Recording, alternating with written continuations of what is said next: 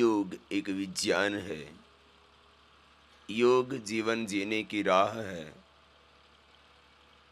योग हमारे मन का समाधान है।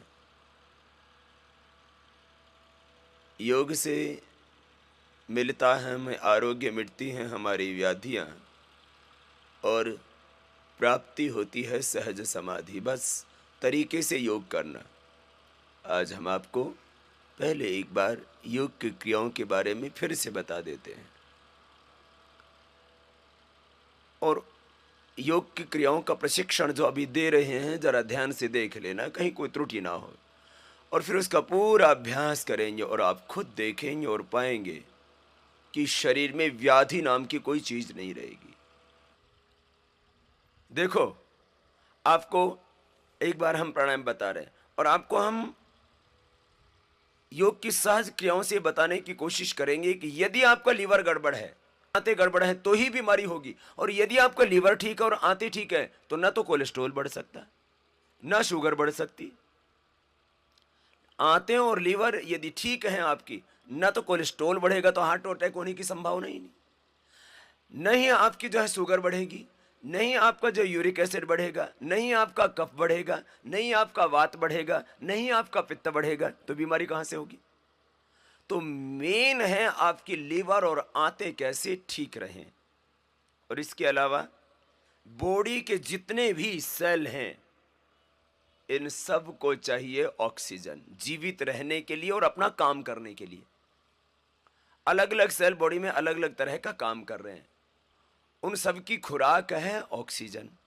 ऑक्सीजन जब वहां जाता है तब वहां की रासायनिक प्रतिक्रिया अंदर शुरू हो जाती है।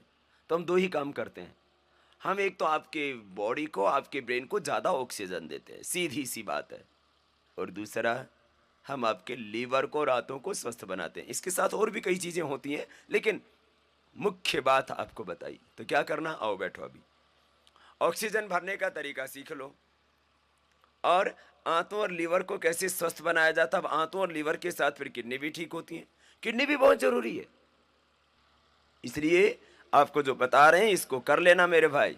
मैं पूछता हूं, खाते किस लिए हो? बोले जीना, जीने के लिए खाते, न खाएंगे तो जीवित कैसे रहेंगे। खाने से जीवित नहीं रहते, पचाने से जीवित रहते हो। इसलिए खाने से भी ज्यादा जरूरी है उसको पचाना। हम क्या करते, खाते तो रहते, तीन तीन बार खाते हैं। प्राणायाम एक बार भी करने के लिए बोलो तो बोलो वक्त नहीं मिलता। देखो, करो, सीधे बैठ जाओ, श्वास को भीतर गहरा भर लेना। कैसे? ऐसे। ये भरने का तरीका हो गया। श्वास को भीतर गहरा भरना।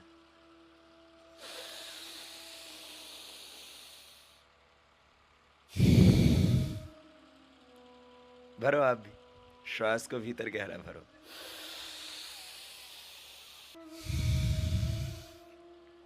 एकदम सिंपल तरीका, हर बच्चा कर सकता है, हर बूढ़ा कर सकता है, हर बीमार कर सकता है, हर स्वस्थ कर सकता है। जिसके श्वास चल रहे हैं वो कर सकता है। बोला जी मैं कैसे करूं, मेरी तो कमर दुख रही है। कमर दुख रही है तो ऐसे बैठ के कर ले। किसी किसी की कमर बहुत ही ज्यादा दुखती हो ना, तो ऐसे बैठ के कर लिया करो, सपोर्ट मिल जाएगी आपको हाथों से।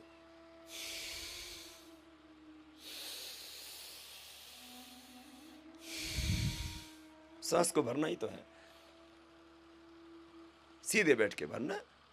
कुर्सी पे बैठ के कर लो, चाहे जमीन पे बैठ के कर लो। और एक खास बात, माना कि आप इतने बीमार हैं कि आप बैठ सकते ही नहीं, तो चाहे लेटे लेटे कर लो। लेकिन इसका मतलब ये नहीं कि अच्छे खासे फिर लेटे लेटे करने लग जाएं। बहुत से पूछते हैं मुझसे, बोले स्वामी जी बैठे बैठे आलस से आता है, लेटे लेटे कर लेना। मैंने कहा फिर तो सोता ही रहे। ऐसा आलस से भी मत करना, श्वास भीतर गहरा भरना। देखो,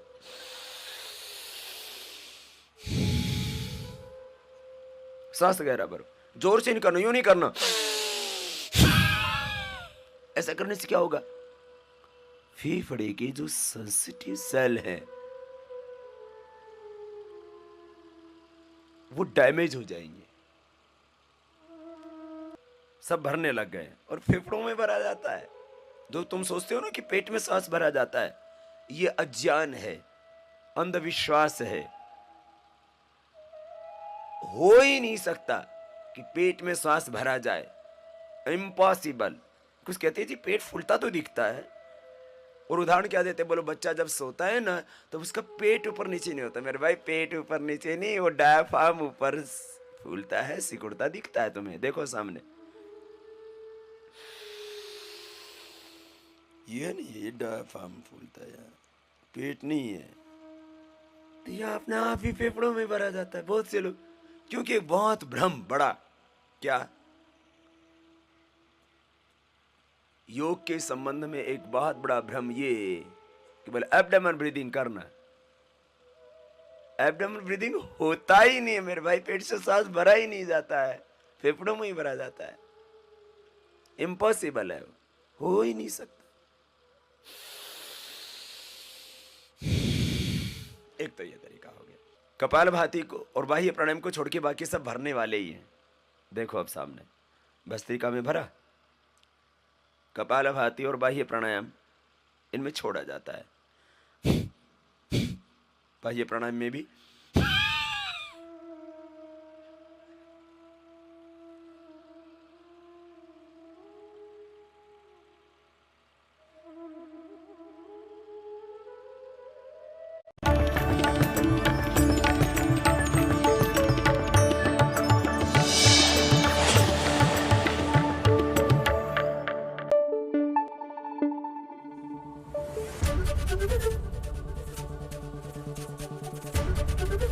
एबीपी न्यूज आपको रखे आगे।